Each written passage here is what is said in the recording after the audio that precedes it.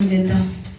ఇప్పటి వరకు పాటల ద్వారా, ఆరాధన ద్వారా, ప్రార్థనోత్సవాల ద్వారా మన విన్నపాలను తెలియజేశాం. దేవుడు మనతో కూడా మాట్లాడాడు. ఆరాధనలో మనల్ని కూడా దర్శించాడు. ప్రభువా, నీ పాద సన్నిధికి వచ్చాను, నీ మాటలు నా చెవిని పడడానికి సహాయం దయచి. సముద్రం దగ్గర కూర్చున్న లోదియా వ్యాపారస్తురాలి, కానీ ఎవరో మాట్లాడుతున్నారని లక్ష్యం ఉంచింది, హృదయం తెరవబడ్డది. ఈరోజు నువ్వు ఎవరో అని రాలేదు, క్రీస్తే అని వచ్చావు.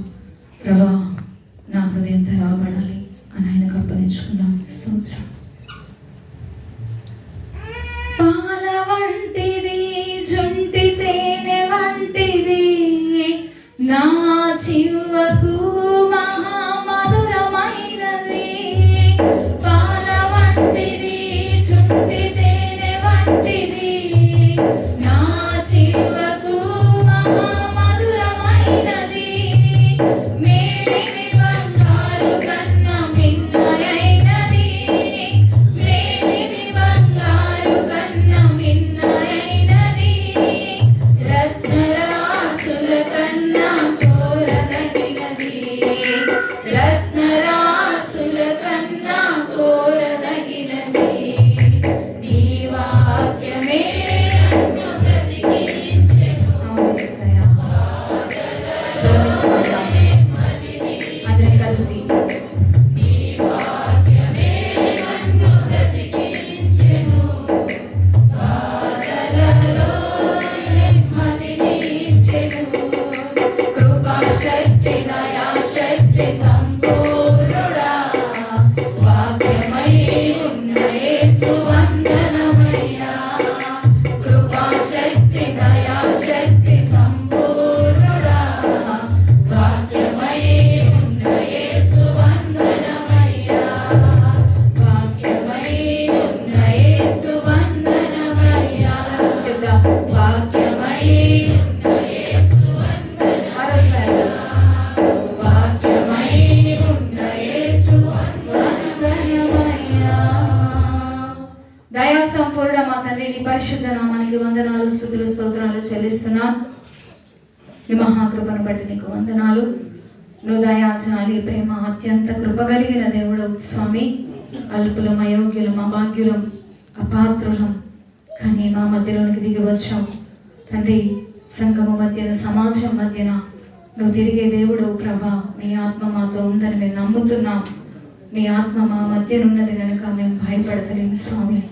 తండ్రి, నీకు స్తోత్రాలు. చేరి వచ్చిన నీ బిడ్డలందరితో వాక్యమై ఉన్న దేవుడు మాట్లాడమని సవినయంగా బ్రతిమాలుకుంటున్నాను తండ్రి. నా తలంపులు, నా ఆలోచనలన్నీ కూడా మరుగుపరిచి తండ్రి మీరు మాట్లాడండి ప్రభా. నీ దాసురాలను నీ ఎదుట నిలబడి ఉన్నాను తండ్రి. జ్ఞానం లేదు నాకు తెలుసు ప్రభా. తండ్రి, ఈ సన్నిధిలో నిలబడి చెప్పడానికి అర్హత కూడా నాకు లేదు, కానీ మీరు ఇచ్చిన అవకాశం కొరకు నీకు వందనాలు. పరిశుద్ధాత్మదేవ, మీరు నేను కలిసి పరిచర్య చేసే గొప్ప భాగ్యం నాకు ఇచ్చినందుకు నేను స్తుతిస్తున్నాను తండ్రి. నాతో మా అందరితో కూడా మీరు మాట్లాడి మహిమ పొందమని యేసు నామమున అడుగుచున్నాం తండ్రి. ఆమేన్. హల్లెలూయా. దేవుని పరిశుద్ధ నామానికి వందనాలు. మా కూడి వచ్చిన మీ అందరికి కూడా వందనాలు. సేవకులకు కూడా నా యొక్క హృదయపూర్వక వందనాలు. వాక్యంలోకి వెళ్ళక ముందు దయచేసి ఏసీ కట్టేయండి. వేడైనా కూడా వాక్యం అయిపోయేదాకా వేయొద్దు. ఎందుకు అని అంటే చల్లగా ఉంటే శుభ్రంగా కన్ను మూసుకొని పడుకుంటున్నారు. దేవుడు మాట్లాడేది టేబుల్ల కోసమో ఇంకా దేనికోసమో కాదు, నీ కొరకే దేవుడు మాట్లాడతాడు. కాబట్టి దయచేసి ఏసీ వేయొద్దు. రెండోది ఏంటంటే, ఆడవాళ్ళు కొంచెం బలహీనులు. మేము కొంతమందే ఉన్నాం, కానీ మాలో చాలా మంది బలహీనులు కాబట్టి, మీరు బలవంతులు కాబట్టి మాకు సరిపడుతుంది. అందరికన్నా ముందు నేనే ఉన్నాను లిస్టులో. హల్లెలూయా. సరే, మంచిది. సామెతల గ్రంథం 28:13. అయితే ఒక్క విషయం, ఆడవాళ్ళు ఎవ్వరు చదవద్దు దయచేసి, మీకు దండం పెడతాను. మగపిల్లలు ఎవరు తీసినా చదవండి. 28:13 చూడకుండా చదివేవారు ధన్యులు. వారు పరలోక రాజ్యం చేర్చబడదు. అతిక్రమంలో దాచిపెట్టువాడు వర్ధిల్లడు, వాటిని ఒప్పుకొని విడిచిపెట్టేవాడు కనికరము పొందును. నా మాట గమనించాలి. కాషన్ చెప్పాను కదా, ఆడపిల్లలు ఎవరు దయచేసి వాక్యం చదివి ఎందుకు అని అంటే మీరు అంటారేమో అమ్మాయి ఎందుకు అలాగే చెప్తున్నావు అని. వాళ్ళు కూడా మరి కొంచెం ముందుకు రావాలి. ఆవరించక ముందే మీరు పేగులు ఎక్కెట్టేస్తున్నారు, వాళ్ళు పేజీలే తీయట్లేదు, అందుకే నిద్ర వస్తున్నారు. హల్లెలూయా. ఎంతమంది బైబిల్ తెచ్చారు? చేయెత్తుతారా? బైబిల్ ఎత్తండి, బైబిల్ ఎత్తండి. దేవుడు మిమ్మల్ని కూడా ఎత్తుకును గాక. అందరూ ఆమె అంటారు కదా. ఏదైనా మంచి విషయం మాట్లాడితే మాత్రం దానికి ఆమె చెప్పడానికి అసలు. హల్లెలూయా. సరే, ఈరోజు దేవుడు మాట్లాడేటువంటి అంశం ఏంటి అని అంటే దాచిపెట్టుట. హల్లెలూయా. చెప్తారా ఏంటి? దేవుడు ఏంటండి? మీ పక్కన ఉన్న వాళ్ళకి చెప్పండి, ఏం దాచిపెట్టామని చెప్పండి. అడగండి దయచేసి.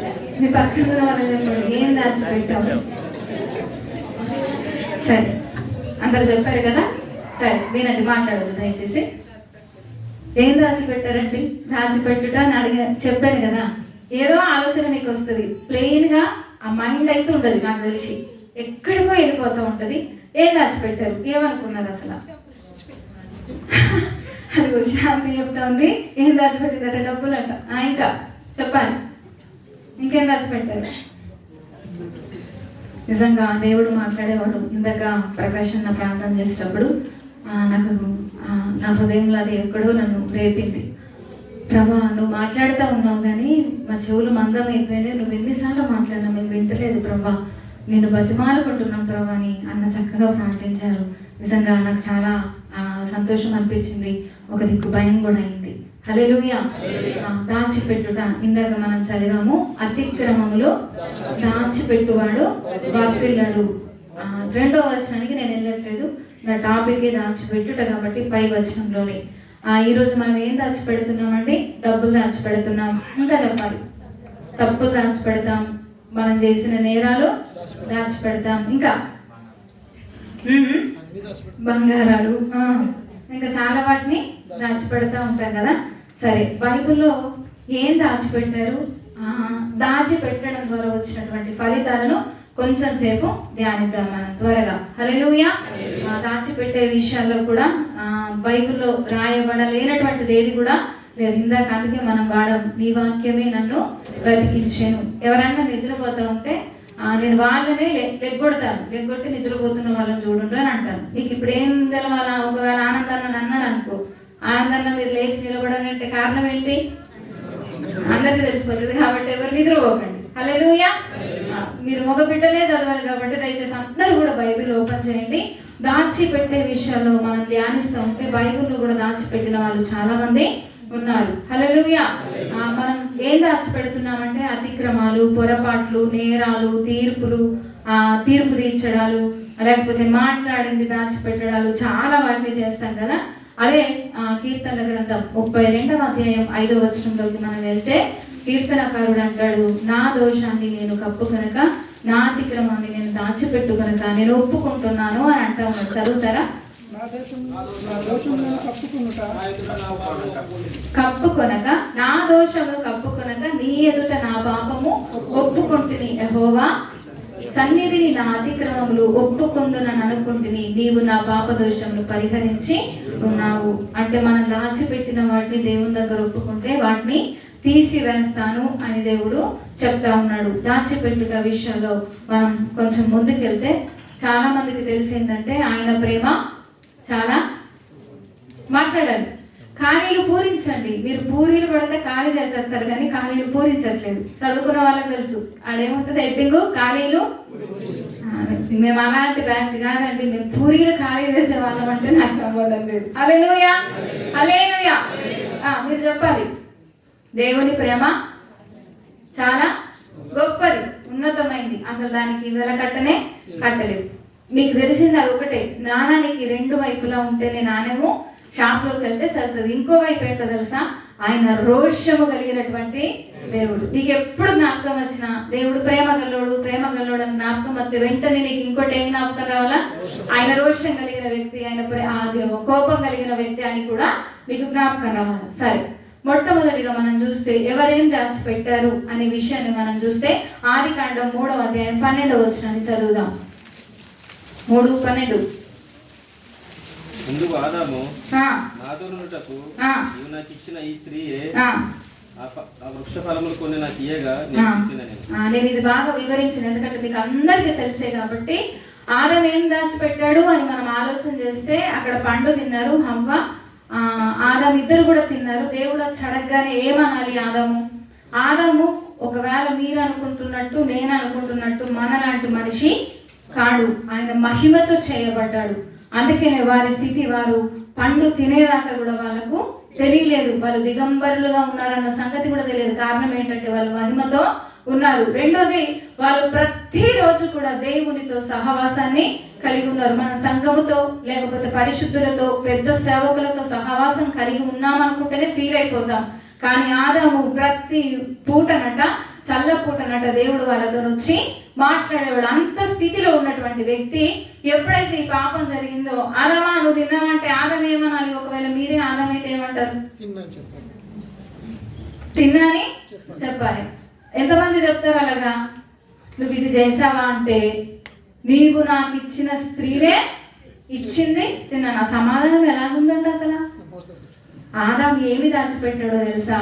తన పాపాన్ని దాచిపెట్టాడు. మీలో చాలా మంది అడిగితే ఏమంటారో తెలుసా? నాని ఇది ఎందుకు చేసావని అయ్యగారు అప్పుడప్పుడు అడుగుతా ఉంటే దానికి కారణం చెప్తారు. హల్లెలూయా. ఏంటండి కారణం కాదు, అడిగింది ఎందుకు చేసావో ఖచ్చితంగా నువ్వు ఒప్పుకోవాలి. ఎప్పుడన్నా ఏదైనా విషయాలు తప్పైపోతే వెంటనే నేను చెప్పేస్తాను, సారీ అంటాను అంతే. ఇంకా ఇది దాని కొరకు చేశాను, దీని కొరకు చేశానని నన్ను నేను పరిశుద్ధంగా కనపరచుకోవడానికి నేను ఇష్టపడను.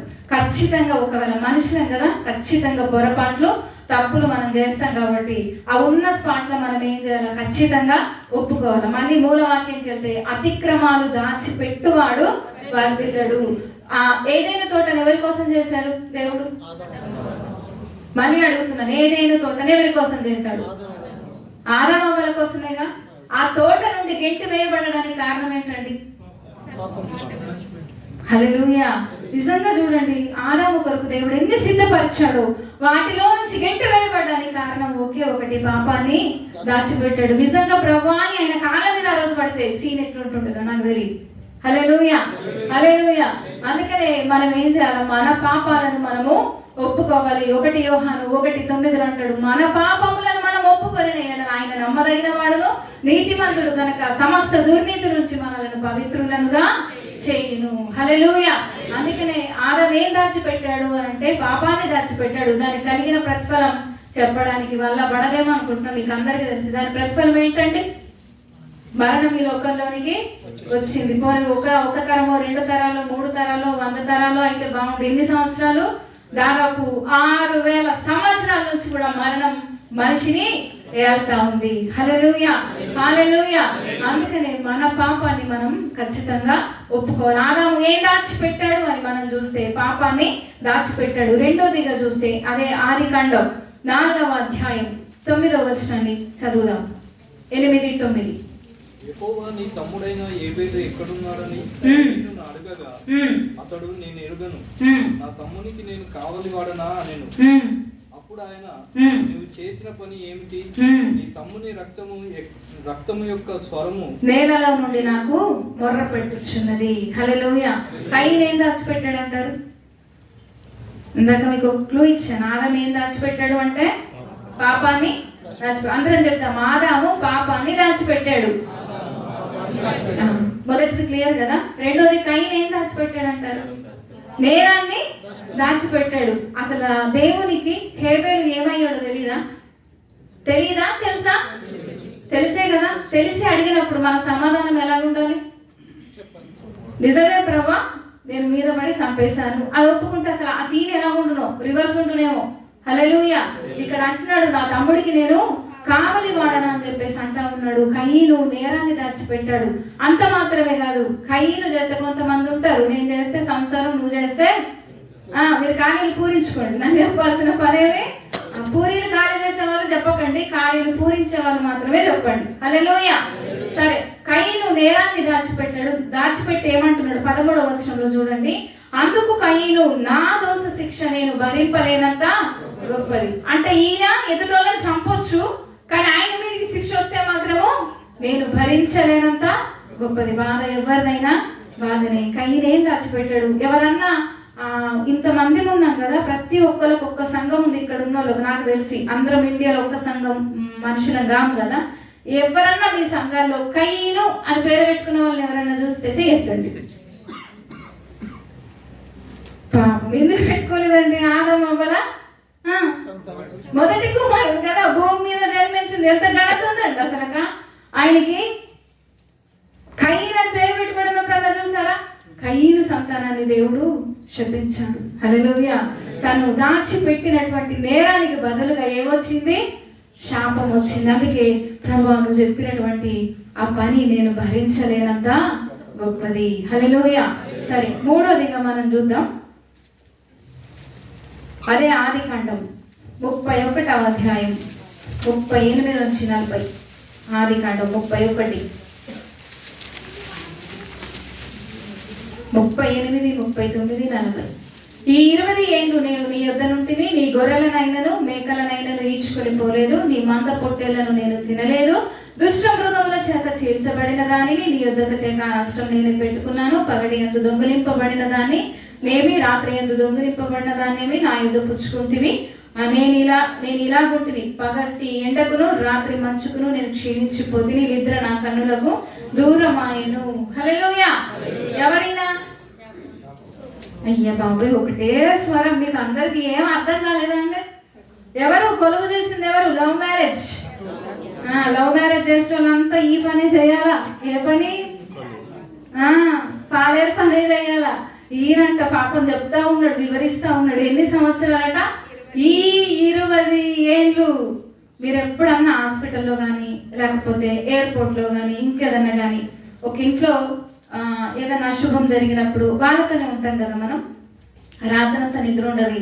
తెల్లవారు వచ్చి అంతా అయిపోయిన తర్వాత ఎవరన్నా పలకరించారనుకో మీరేమంటారు? ఫస్ట్ రాత్రంతా హాయ్ బాబోయ్ రాత్రంతా నిద్ర లేదు, అసలు ఎంత ఇబ్బంది అయిపోయింది, అసలు నాకు ఏమైపోయిందో నాకు అర్థం కావట్లా ఇంకా అని చెప్పేసి అసలు మనం ఎంత వ్యసన పడతామో మనకు తెలియదు. ఈయనకి ఎన్ని రోజులు నిద్ర లేదట? అబ్బాబ్బాబ్బా 20 ఏళ్ళు నిద్రపోయాడటండి. చదవండి, నేను చెప్పండి. నేను లేని పని పుట్టించట్లా. 40వ వచనం, పగటి ఎండకట నేను మై గాడ్ యేసు రక్తమే 20 సంవత్సరాలు నిద్రపోలేడటండి. ఎవరైనా ఉన్నారు అసలు బైబిల్లో? హల్లెలూయా. అలాంటి పరిస్థితులు అలాగే ఉంటుంది, దాచిపెడితే అలాగే ఉంటుంది. యాకోబు ఏం దాచిపెట్టాడంటావు ఈ పరిస్థితికి కారణం? చెప్పాలి. నేను యాకోబును అనే మాటను దాచిపెట్టాడు. ఆయన తండ్రి దగ్గరికి వచ్చి ఏమన్నాడు? ఏసావుని అన్నాడా లేదా? దాచిపెట్టాడా లేదా? దాచిపెట్టినందుకు ప్రతిఫలం ఏంటి? 20 years జైలు శిక్ష. హల్లెలూయా. 20 years జైలు శిక్ష. యాకోబును అంటే దీని అర్థం ఏంటో తెలుసా అండి? నువ్వెవరో నీలాగానే ఉండాలి. కొంతమంది యాక్టింగ్ చేస్తారు, కొంతమంది వేషధారులాగా వస్తారు. అది కూడా మనం ధ్యానిద్దాం. నువ్వు ఎలాగున్నావో నువ్వు అలాగే ఉండు. ఎందుకు వేషధారణ? చర్చికి వస్తే స్తోత్రం స్తోత్రం స్తోత్రం అంట, బయటికి వెళ్తే బండపోదులే. ఇంకా నేను అది చెప్పను, నేనే మాట్లాడిన చిన్నప్పటి నుండి నాకు అలవాట్లేదులే. అసలు నోట్లో నోరెడితే మేము ఒక్కో దగ్గరికి వెళ్తే అమ్మ చర్చిలో ఎంత బాగుంటుంది అంత బాగుంటుంది అంటే నేను చెప్పిందంతా ఇంటర్ని ఆవిడ లేకపోతే ఆయన అని చెప్పేసి ఇదిగో మెసేజ్ లీనా అని చెప్పేసి వినిపిస్తూ ఉంటారు. అప్పుడు ఇంకా అయ్యగారు నేను ఇంక ఇలాగే ఆడెవడో బిగిసిపోయాడుగా నా వాళ్ళు అలాగే బిగిసిపోయి ఇలాగే చూస్తూ ఉంటాం మేము. నిజమేనా అన్నట్టుగా. హల్లెలూయా. ఆ యాకోబు నేను అనేది దాచిపెట్టాడు. 20 ఏళ్ళు జైలు శిక్ష చేశాడు దేవుడు.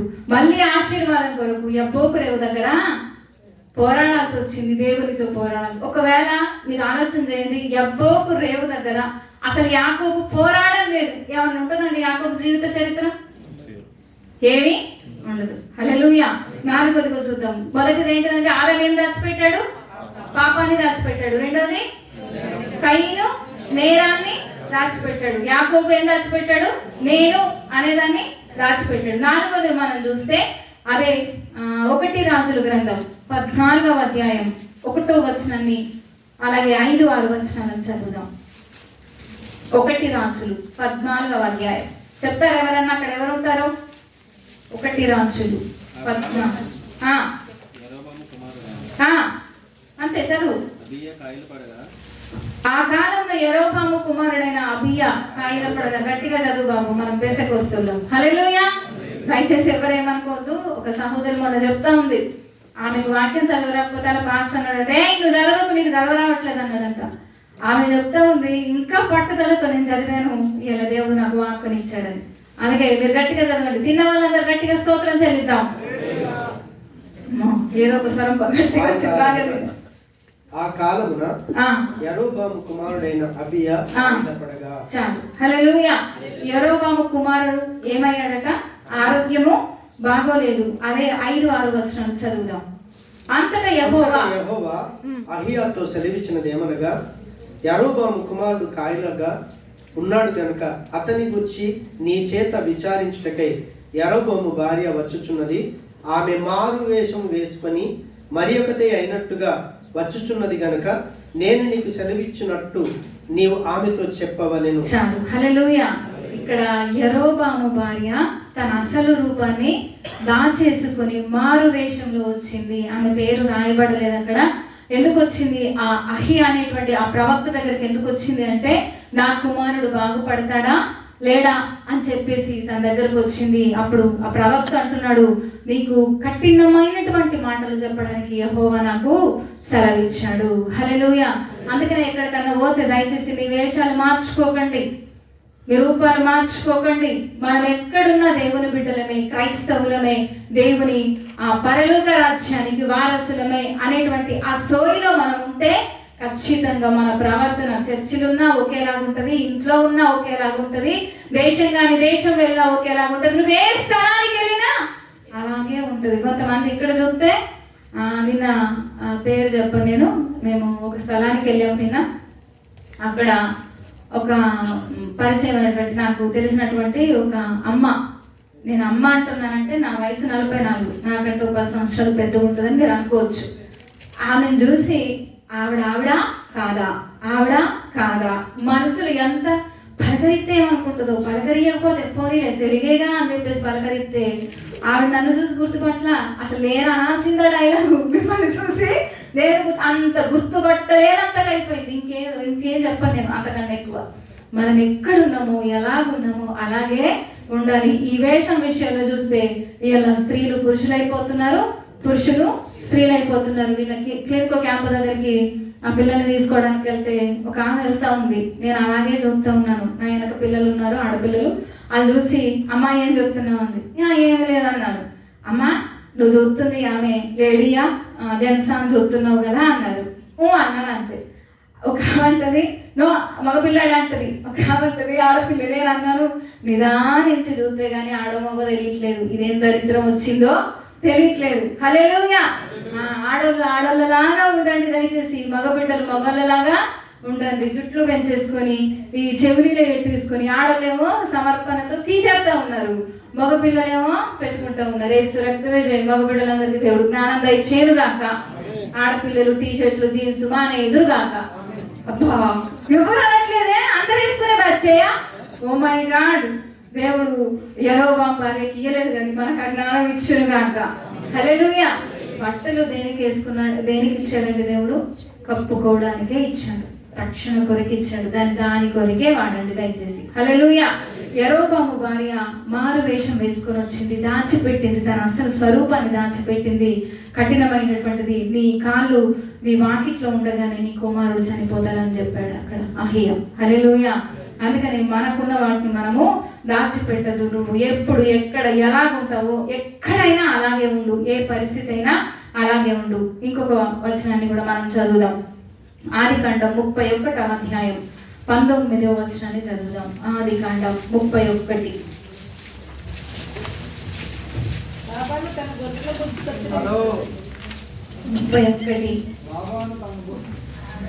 లాబాను తన గొర్రెల బొచ్చు కత్తిరించడానికి వెళ్ళి ఉండగా అదే చదువు. హల్లెలూయా. లాబాను తన గొర్రెల బొచ్చు కత్తిరించుటకు వెళ్ళి ఉండగా రాహేలు తన తండ్రి ఇంటనున్న గృహదేవతను, ఇక్కడ రాహేలు ఏం దాచిపెట్టింది అంటే గృహదేవతను. అదే అధ్యాయంలో 34వ వచనాన్ని చదువుదాం. రాహేలు ఆ విగ్రహమును తీసుకొని ఒంటె సామాగ్రిలో పెట్టి వాటి మీద కూర్చుండెను. కాగా లాబాను ఆ గుడారం అందంతటను కడిగి చూసినప్పటికీ అవి దొరకలేవు. రాహేలు ఏం దాచిపెట్టిందట చెప్పాలి అందరు. రాహేలు ఏం దాచిపెట్టింది? నిద్ర వచ్చిన వాళ్ళందరూ స్తోత్రం చెప్దామా? అందరు ఇక్కడే ఉన్నారు, స్తోత్రం, హల్లెలూయా. అది రాహేలు ఏం దాచిపెట్టిందట? విగ్రహము దాచిపెట్టింది. ఫలితం ఏంటి చెప్తారా? ఎప్పుడు చదివి ఆదికాండమే, నేను ఇంకా ముందుకెళ్ళలేదు కాబట్టి ఆదికాండ ఏంటి? దారిలోనే చచ్చిపోయింది. అందరు కూడా యోసేపుతో సహా యాకోబుతో సహా ప్రమాణం చేయించుకుంటారు. ఇశ్రాయేలు కుమారులను పిలిపించి, నేను చనిపోతున్నాను, నన్ను ఇక్కడ పాతి పెట్టద్దు. అబ్రహాం ఎక్కడ పొలాన్ని కొన్నాడో, ఎక్కడ సమాధుల భూమి కొన్నాడో అక్కడ నన్ను పాతి పెట్టన్నాడు. యోసేపు కూడా చనిపోయేటప్పుడు ఆదికాండం 50 అధ్యాయంలో ప్రమాణం చేస్తారు. దేవుడు ఖచ్చితంగా మిమ్మల్ని దర్శిస్తాడు, మిమ్మల్ని విడిపిస్తాడు, ఖచ్చితంగా నా ఎముకలను అక్కడికి తీసుకొని పోండి అన్నాడు. కానీ ఒకే ఒక్క ఆమె రాహేల్ ఏం చేసిందంటే విగ్రహాన్ని దొంగతనం చేసింది, దాచిపెట్టింది. తన తండ్రి వస్తే కూడా ఆ గుడారంలో కూర్చొని, నా తండ్రి ఎదుట నేను నిలవబడలేను, నేను కడగా ఉన్నాను, దయచేసి నన్ను క్షమించని వేడుకుంది, కానీ నేనే తీశానని మాత్రము ఒప్పుకోలేదు. అతిక్రమాన్ని ఒప్పుకోలేదు, దాచిపెట్టింది. కాబట్టే అసలు దారిలో పాతి పెట్టారట. మాట చదవండి, ఎక్కడ ఉందని? 35:19.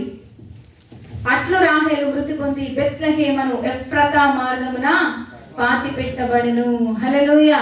తన పితరుల సమాధికి ఆమె చేర్చబడలేదు. ఇంకో విషయం కూడా ఏంటంటే, అది దీనా ఎవరి కుమార్తె?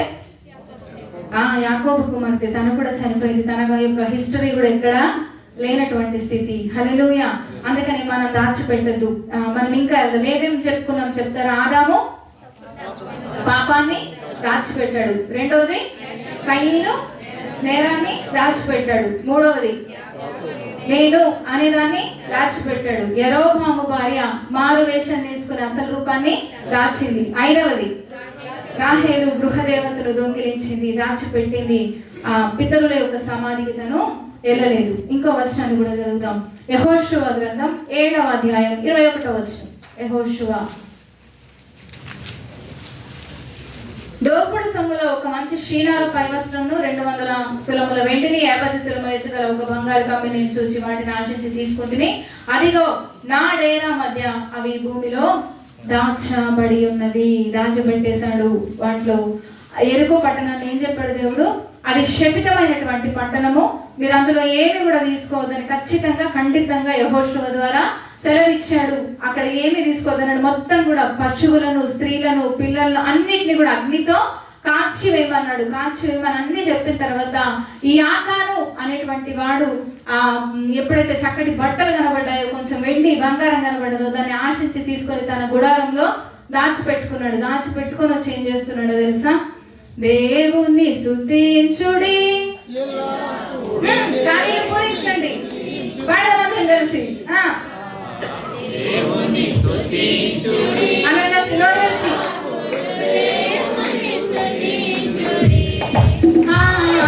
దేవుని స్తుతించుడి, ఎల్లప్పుడూ దేవుని స్తుతించుడి. హల్లెలూయా స్తుతి మహిమ ఎల్లప్పుడూ దేవునికి క్షేమము. హల్లెలూయా స్తుతి మహిమ ఎల్లప్పుడూ దేవునికి క్షేమము. హల్లెలూయా. ఇది తీసుకొని వచ్చి ఆకాను కూటం పెట్టుకున్నాడు. ఏం కూటమో తెలుసా? ప్రభువా నువ్వు చేసిన మేలకు నిన్ను ఎల్లప్పుడూ నేను స్తుతిస్తాను. హల్లెలూయా స్తుతి మహిమ ఎల్లప్పుడూ నీకే. Thank you Lord, thank you Jesus. యేసయ్యా నా శ్రమలు ఇంత త్వరగా నువ్వు పోగొడతావని నేను అనుకోలేదంటా ఉన్నాడు. అంత స్తుతి కూటం అయిపోయింది. ఆ గుంపులోకి వచ్చేసాడు. వచ్చేసరికి యెహోషువ పరిస్థితి ఎలా ఉందో చూద్దాం. 7వ అధ్యాయం 4వ వచనాన్ని మనం చూస్తే, కాబట్టి జనులలో ఇంచుమించు 3000 మంది అక్కడికి వెళ్ళిరు, కానీ హాయి వారి ఎదుట నిలవలేక పారిపోయిరి అని చెప్తా ఉన్నాడు. ఆ తర్వాత 6వ వచనంలో, యెహోషువ తన బట్టలు చింపుకొని తానును ఇశ్రాయేలు పెద్దలు సాయంకాలం వరకు యెహోవా మందసం ఎదుట ముఖము నేల మీద మోపుకొని ఏడుస్తా ఉన్నారు. ఆకాను ఎవరు అని మీరు ఆలోచన చేస్తే ఆయన ఒక మంచి పరాక్రమం కలిగినటువంటి వ్యక్తి. ఐగుప్తులో నుంచి బయలుదేరింది మొదలుకొని మోషేతో ఉన్నాడు, యెహోషువతో కూడా ఉన్నటువంటి వ్యక్తి. ఆయన పిచ్చోడేమి కాదు, తాగుబోతేమి కాదు, వ్యభిచారేమి కాదు. ఆయనకు ఏది లేదు, ఈయనకి ఏమి తెలవడనడానికి ఏమి కూడా లేదు. 10 అద్భుతాలను చూశాడు, ఎర్ర సముద్రాన్ని చూశాడు, మారా నీళ్లు మధురంగా చేయడం చూశాడు, అలాగే అది ఆకాశం నుండి మన్నాను కురిపించడం చూశాడు, బండ నుండి నీరు ఇయ్యడం చూశాడు. అన్ని అద్భుతాలు చూసినటువంటి వ్యక్తి. అంతదాకా బాగానే ఉన్నాడు. మీరు అనుకుంటారు ఒక్కోసారి, నేను ఇప్పటిదాకా బాగానే ఉన్నాను, ఇది ఒక్కటి చేస్తే, ఇది ఒక్కటి దాచిపెడితే ఏమైపోతుంది అని. ఆ ఒక్కటే మనల్ని ప్రాణాల మీదకి తీసుకొస్తుంది. ఆకాను ఏం దాచిపెట్టాడు అని అంటే శపితమైనటువంటి దాన్ని దాచిపెట్టాడు. హల్లెలూయా. మనలో కూడా చాలా మంది శపితమైనటువంటి దాన్ని దాచిపెడతా ఉంటారు. శపితమైనది ఏంటంటారు మన మధ్యలో చెప్తారా? అక్రమంగా సంపాదిస్తారు కొంతమంది డబ్బు. బల్ల కింద చేతులు పెట్టి సంపాదిస్తారు. ఒక సంతకం పెడితే ఇంత, మళ్ళీ వాళ్ళే స్తుతి కూటం పెట్టి ఇందాక మనం పడంగా హల్లెలూయా స్తుతి మహిమ, దేవుడు నా కష్టాన్ని తీసేశాడని చెప్తా ఉంటారు. హల్లెలూయా. ఈ ఆకాను దాచిపెట్టాడు. శపితమైంది దాచిపెట్టిన దానికి ప్రతిఫలం ఏంటి అంటే అదే 7వ అధ్యాయం 24వ వచనం నుండి. తర్వాత యెహోషువయు ఇశ్రాయేలందరూ జెరహు కుమారుడైన ఆకానును, ఆ వెండిని, ఆ పై వస్త్రమును, బంగారు కమ్మిని, ఆకాను కుమారులను, కుమార్తెలను, ఎద్దులను, గాడిదలను, మందను, డేరాను, వారికి కలిగిన సమస్తమును పట్టుకుని ఆకోరు లోయలోనికి తెచ్చి 26 వారిని రాళ్లతో కొట్టిన తర్వాత అగ్ని చేత కాల్చి వారి మీద రాళ్ళ ఉప్పవేశారు. హల్లెలూయా. శపితమైన దాన్ని మన ఇంట్లలో, మన హృదయములో, మన జీవితాల్లో దాచిపెడితే వాళ్ళని కొట్టినట్టే. మీరు అనుకుంటారు వెంటనే జరగకపోవచ్చు, కానీ దాని ప్రతిఫలం ఖచ్చితంగా ఉంటది. హల్లెలూయా. అలాగే ఇంకో వచనాన్ని కూడా మనం చూద్దాం. అదే 2 రాజుల గ్రంథం 5వ అధ్యాయం 24. మీకు తెలిసి ఉండాలా, నేను చెప్పక ముందే కొంచెం అనుభవం ఉన్న వాళ్ళైతే. 5:24. మెట్ల దగ్గరకు వారు రాగానే వారి యొద్ద నుండి గెహాజీ వాటిని తీసుకొని ఇంటిలో దాచి వారికి సెలవీయగా వారు వెళ్ళిపోయిరి. హల్లెలూయా. ఎలీషా దగ్గర ఎవరున్నారు? గెహాజీ ఉన్నాడు. గెహాజీ ఏం చేశాడు? నయమానుకు కుష్ఠరోగం బాగా అయిపోయింది. ఎన్ని ఇచ్చినా కూడా, ఎంత బతి మళ్ళీ ప్రవక్త తీసుకున్నాడు ఆ కానుకను. ఎందుకు తీసుకోలేదంటే అది శపితమైంది కాబట్టి తీసుకోలేదు. ఆయన తీసుకోక ఆయనకి వెళ్ళిపో అని అంటాడు. నీ దేవుడు గొప్పడని మహిమపరిచి వెళ్ళిపోతా ఉంటే ఆ దగ్గర ఉన్న వాళ్ళు ఉంటారు. ఆ ఉన్నటువంటి వాడు ఏం చేశాడు? పరుగుని వెళ్ళి, ఇప్పుడే ఒక 2 వచ్చారు ఆ సేవకుడి దగ్గరికి, నాకు అది కావాలని చెప్పేసి అడగగానే, నీకు ఎంత కావాలో అంత తీసుకో అన్నాడు.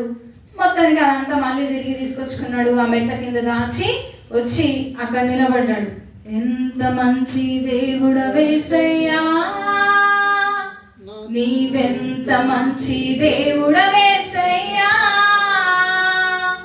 చింతలన్నీ నిన్ను చేరగా, ఎంత మంచి దేవుడవేసయ్యా,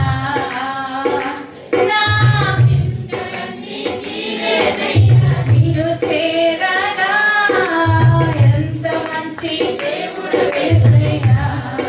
గెహాజీ పాట ఏంటో తెలుసా? ఎంత మంచి దేవుడవయ్యా, నా చింతలన్నీ ఈరోజు తీర్చేసావు. హల్లెలూయా. దేవా నీకు స్తోత్రం, యేసు రక్తమే అనుకున్నాడు. అప్పుడు ఏమన్నాడు చూద్దాం. 27వ వచనం 26వ వచనం. అంతటా ఎలీషా వానితో, ఆ మనుషుడు తన రథము దిగి నిన్ను ఎదుర్కొనుటకు తిరిగి వచ్చినప్పుడు. నిజంగా మాట కాళ్ళు పూరించండి. ఇప్పుడు నా మనసు, ఇక్కడ ఒక చిన్న విషయాన్ని నేను చెప్తా ఉంటాను. సేవకుని చాలా తక్కువ అంచనేసే వాళ్ళు ఉన్నారు. సేవకుడికి ఏమీ తెలీదు. ఆయన ముందట వచ్చి హల్లెలూయా స్తోత్రం అని 2 పరిచర్యలు చేసేసి ఒక చిన్న కానికిస్తే ఇంకా అయ్యగారు ఊరుకుంటారు అని అనుకుంటారు మీరు. ఎలీషా అంటున్నాడు, నా మనసు నీతో కూడా. పోయిన వారం అయ్యగారు కూడా చెప్పారు, ఎవరన్నా ఇదాన్ని తప్పు చేస్తా ఉంటే ప్రార్థన చేస్తాం, చేసిన తర్వాత ప్రభు అది బయలుపరచు అంటే మా కళ్ళకి ఎవరో చెప్తావు కాదు, మా కళ్ళకి దేవుడు దాన్ని బయలుపరుస్తూ ఉంటాడు. దేవుడు అయ్యగారిని నన్ను మనుషులు పిలిస్తే రాలేదండి. దేవుడు మమ్మల్ని అభిషేకించాడు. 2006లో పద్మారావు పాస్టర్ గారు వచ్చి అభిషేకాన్ని ఇస్తున్న సమయంలో అయ్యగారి ఇంటికి ఫోన్ చేసి నాకు అభిషేకం ఇస్తానన్నారు, ఒక 3 రోజులు ఉపవాసం ఉండగలవా అని నన్ను అడిగితే ఉంటాను అయ్యగారు అన్నాను. ఇక్కడ ప్రేయర్ టైం స్టార్ట్ అయింది. ఆ 3వ రోజు ఫ్రైడే ఇంటి దగ్గర నేను ప్రార్థన చేస్తూ ఉన్నాను. ప్రార్థనలో కూర్చున్నాను. ప్రభా, ఇంత గొప్ప స్థితినిచ్చావు, నీ అభిషేకం కావాలి ప్రభా అని ఏడుస్తూ ఉన్నాను. నేను అప్పటికి ఇంకా ఆత్మీయంగా ఎదగలేను, నాకు తెలిసిన స్థితి. ఒక 2 చేతులు వచ్చి దుబాయ్లో అయ్యగారి మీద ఒక చేతి, ఇండియాలో నా మీద ఒక చేతు. నేను చాలా బరువుగా ఫీల్ అయిపోయినా, ఎవ్వరు లేరు, ఎందుకు నాకు ఇంత బరువు లేచి చూస్తే ఎవ్వరు లేరు అక్కడ. అయ్యగారికి ఆ దర్శనం వచ్చింది. నేను షడ్రక్ పాస్టర్కి ఫోన్ చేసి చెప్పాను. చెప్తే ఆయన అంటున్నాడు, దేవుడిని నిన్ను అభిషేకించాడు, జేమ్స్ను కూడా దేవుడు అభిషేకించాడు అని చెప్పాడు. హల్లెలూయా. అందుకనే ఈ సమయంలో నేను కూడా చెప్తుంది, మేము పిచ్చోళ్ళం కాదండి. దేవుడు తన జ్ఞానాన్ని ఇచ్చి ఈ స్థలాల్లో నిలబెట్టాడు. మాకున్న డబ్బు చేతను, ధనం చేతను, వాక్యం చెప్పాలన్న ఆశతోనో ఈ పరిచర్య మాకు ఇవ్వలేదు దేవుడు. దేవుడే మమ్మల్ని ఎన్నుకున్నాడు. దయచేసి దాచిపెట్టకండి సేవకుల దగ్గర. సేవకులు దేవుని యొక్క యాచకులు. చాలా మంది అంటూ ఉంటారు, మీరు ప్రార్థన చేస్తే దేవుడు వింటాడు అని. నిజమే, ఖచ్చితంగా నేను చెప్పగలను, నా ప్రార్థన ఖచ్చితంగా దేవుడు వింటాడు. దయచేసి సేవకుల దగ్గర డ్రామాలొద్దు. గెహాజీతో అంటున్నాడు, నా మనసు నీతో కూడా అంత స్థితి మాకు లేకపోవచ్చు, ఎలీషా లాంటి స్థితి నాకు అయ్యగారికి లేకపోవచ్చు, కానీ ఖచ్చితంగా మీ కొరకు ప్రార్థన చేస్తూ ఉన్నాం. మీ వెనకాల చేసే ప్రార్థన మీకు ఏం తెలుసు అండి? చేతులు అడ్డుపెట్టి ప్రార్థన చేస్తూ ఉంటే మోషకి ఎలాగ దెబ్బలు తగిలాయో కొన్నిసార్లు మాకు కూడా అలాగే మమ్మల్ని అడ్డం పెట్టుకుని చేస్తున్నా. లే ప్రభా, క్షమించు స్వామి. చేతులెత్తి వాళ్ళ కొరకు ప్రార్థన చేస్తున్నావు. ఈరోజు నువ్వేం దాచిపెడుతున్నావు? ఇంతమంది ఉన్నారు కదా, ఎంతమంది గుండెల మీద చేసుకొని నా ఫోన్ నేను ఇవ్వగలనని ధైర్యం ఎంతమందికి ఉందండి? ఇక్కడ ఇంటికి వెళ్తా ఉన్నారు ఎంతమంది? మీ భార్యలకు మీరేం డిలీట్ చేయకుండా ఫోన్ ఇచ్చే శక్తి సామర్థ్యం ఉంది మీకు. ఇంతమంది స్త్రీలు కూర్చున్నారు కదా, మీ భర్తలకు, మీ పిల్లలకు ఏం డిలీట్ చేయకుండా ఎంతమందికి మీకు ఇచ్చే సామర్థ్యం ఉందండి? సేవకుడి దగ్గరకు వస్తే నేను చేయలేదని. సేవకుడు పిచ్చోడు కాదు, దేవుడు నిలబెట్టాడు. అందరి కోసం నాకు అక్కర్లేదు, నా కోసం, నా పిల్లల కోసం, మా కోసం, మా పిల్లల కోసం.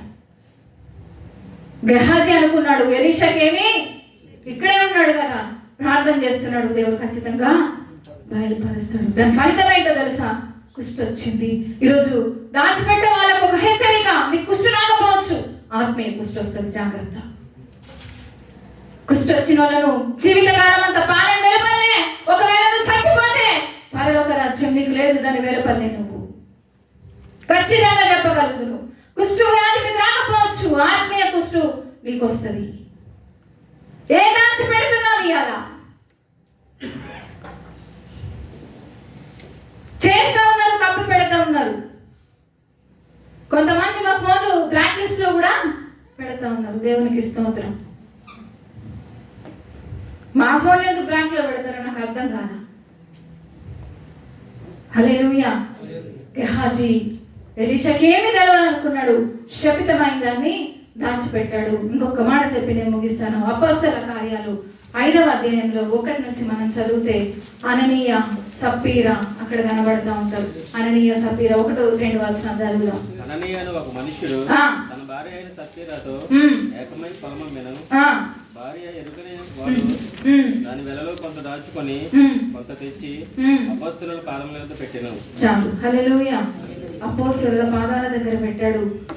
అననీయ, సప్పీరా దాచిపెట్టిందని తినలేకపోయారు. ఇద్దరు కలిసి ఏకీభవించి కొంత సొమ్మును దాచిపెట్టుకున్నారు. వాళ్ళిద్దరికి ఎరుగకనే సాయంత్రం వరకు జీవితాలను ముగించాల్సి వచ్చింది. ఏం దాచిపెట్టకూడదు అంటే నువ్వు చేసుకున్నటువంటి మొక్కుబడిని దాచిపెట్టకూడదు. చాలా మంది ఆవేశంతో ఇలాంటి కూటాలలో మొక్కుబడి చేసుకుంటూ ఉంటారు.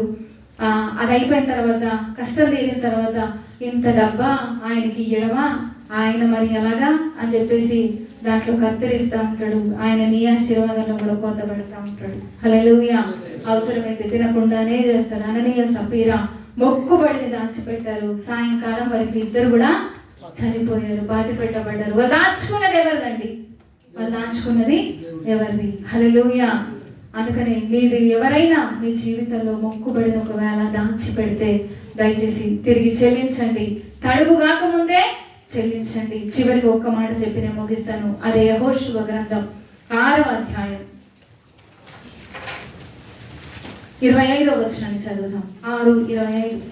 యెహోవా మందిర రహాబను వేష ఎరుకను వేగు చూచుటకు యెహోషువ పంపిన దూతలను దాచి పెట్టి ఉండెను గనుక అతడు ఆమెను, ఆమె తండ్రి ఇంటి వారిని, ఆమెకు కలిగిన వారిని అందరినీ బ్రతకనిచ్చెను. ఆమె నేటి వరకు ఇశ్రాయేలీల మధ్య నివసించుచున్నది. హల్లెలూయా. ఇప్పటిదాకా మనం చూసిందంతా కూడా నేరాలు, శపితమైందని, పాపాన్ని, మోసాన్ని, వేషాన్ని, తనున్న స్థితిని అన్ని కూడా మర్చిపెట్టి శాపాన్ని పొందుకున్నారు. ఈమె ఎవరు అని అంటే రహాబ్ అనేటువంటి వేశ్య. వాళ్ళు చేసిన పని ఈమె చేసింది ఒకటే, దాచిపెట్టారు. కానీ వాళ్ళు ఏం దాచిపెట్టారంటే పాపాల్ని, దేవునికి అసహ్యమైన దాన్ని దాచిపెట్టారు. ఈమె సేవకులను దాచిపెట్టింది. స్తోత్రం చెప్దామా? హల్లెలూయా, హల్లెలూయా. సేవకులను దాచిపెట్టింది. సేవకులను దాచిపెడితే ఏమవుతుందండి చెప్పాలి మీరు? పాస్టర్ మీద రాయేయడానికి చాలా మంది రెడీగా ఉంటారు. ఏ తప్పు దొరుకుతుందా, ఏమందామని చెప్పేసి. అయినా స్తోత్రం, ఈ పనికి వచ్చినప్పుడే వాటన్నిటికీ అప్పగించుకునే వచ్చాము ఇక్కడికి. హల్లెలూయా. ఏమి భయం ఏమీ లేదు, వెనక తిరిగి చూసే పరిస్థితి లేదు. ఎందుకంటే నాగటి మీద మేము చెయ్యి వేశాం కాబట్టి. హల్లెలూయా.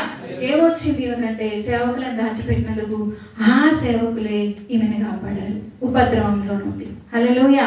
ఏం చేశారు? ఆ సేవకులే ఈమెను కాపాడారు. సేవకులను కాపాడితే ఏమొస్తుంది అని మీరు అనుకుంటే ఆ సేవకులే మీ కొరకు ఎల్లప్పుడూ ప్రార్థన చేస్తూ మిమ్మల్ని కాపాడతారు. హల్లెలూయా. ఉపద్యాన్ని కూడా చూస్తే 1 రాజుల గ్రంథం 18వ అధ్యాయంలో 100 మంది సేవకులను, ప్రవక్తలను ఆయన ఏం చేశాడు? దాచిపెట్టాడు. హల్లెలూయా. దాచిపెట్టడం ఒక విషయం అయితే, ప్రతిరోజు అన్నపానాలు ఇచ్చి వాళ్ళ మంచి చెడ్డలు చూడడం చాలా పెద్ద విషయం. హల్లెలూయా.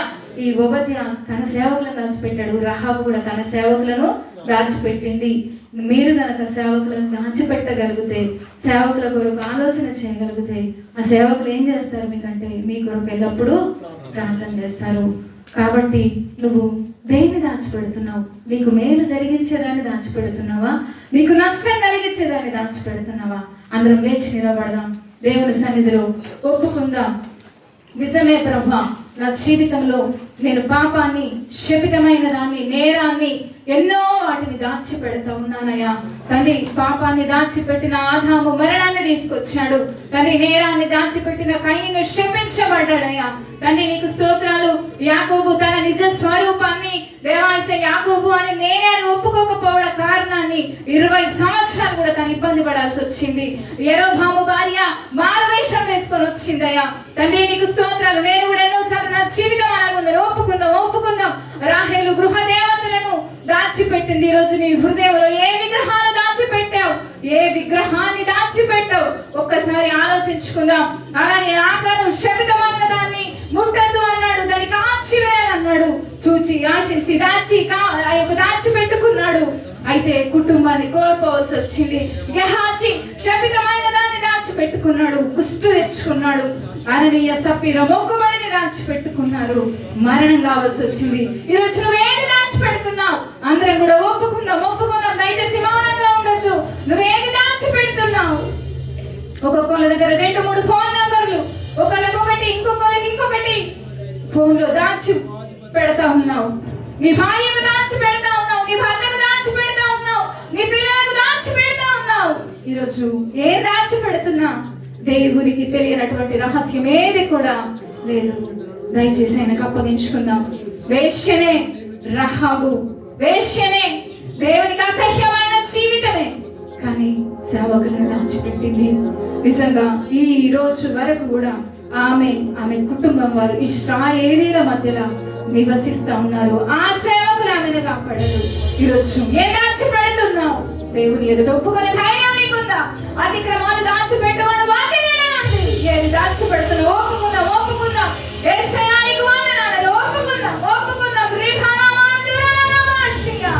సేవకుడికి ఏమి తెలియదు దయచేసి. అంత జ్ఞానం మాకు లేకపోవచ్చు, కానీ దేవుడే మాతో ఉన్నాడు. ఏమైనా చేయగలవు చెప్తాం. ఆయన బాప్తిస్మం ఇచ్చి యోహాను తన పాలెంలో పెట్టి తెప్పించగలడు. చనిపోతున్నటువంటి నాయనగా కుమారుని బ్రతికించగలడు. ఏ స్థితిలో ఉన్నావు? ఏ దాచి పెడుతున్నావు? నీవు నష్టం చేసుకునేదాన్నా, నీకు మేలైన దాన్నా? పరిశుద్ధుడా మహోన్నతుడా నీకు వందనాలయ్యా. తండ్రి, దాచిపెట్టడం అనేది చాలా చిన్న విషయమే, కానీ బైబిల్లో ఎన్నో సత్యాలు రాయించావు ప్రభా. అనేక జీవితాలను ధ్యానించడానికి కృపనిచ్చావు తండ్రి. రహాబ్ అనేటువంటి వేశ్య సేవకులను దాచిపెట్టింది. ఆ సేవకులను కాపాడారు. నేటి వరకు ఇశ్రాయేలు మంది కాపురం ఉంది ప్రభా. తండ్రి, అలాంటి కృప మాకు దయచేయి. వేశ్యలు, సుంకరులు అనేకులు పరలోక రాజ్యానికి వెళ్తూ ఉంటే ఎన్నో దినాలు ఉంటున్నామేమో, క్రైస్తవులని పిలువబడుతున్నామేమో, సండే స్కూల్ చదువుకున్నామేమో, నరకానికి వెళ్ళడం నీకు ఇష్టం లేక తండ్రి పరలోక రాజ్యానికి వెళ్ళాలని నువ్వు మాట్లాడుతూ ఉన్నావు. మందమైనటువంటి చెవులు ఎవరికన్నా ఉంటే తొలగించండి స్వామి. వారి హృదయాలకు, వారి చెవులకు సున్నతిని అనుగ్రహించండి. చెప్పిన మాటల ద్వారా జీవించడం వారికి నేర్పించండి స్వామి. నీకే వందనాలు, స్తోత్రాలు. మీరు మాట్లాడిన ప్రతి మాటను మా అందరి వీటిలో మరిచి దాచి ఆ వాక్యానుసారమైన జీవితాన్ని మాకు ఇచ్చి మహిమ పొందమని యేసు నామమున అడుగుచున్నాము తండ్రి. ఆమేన్.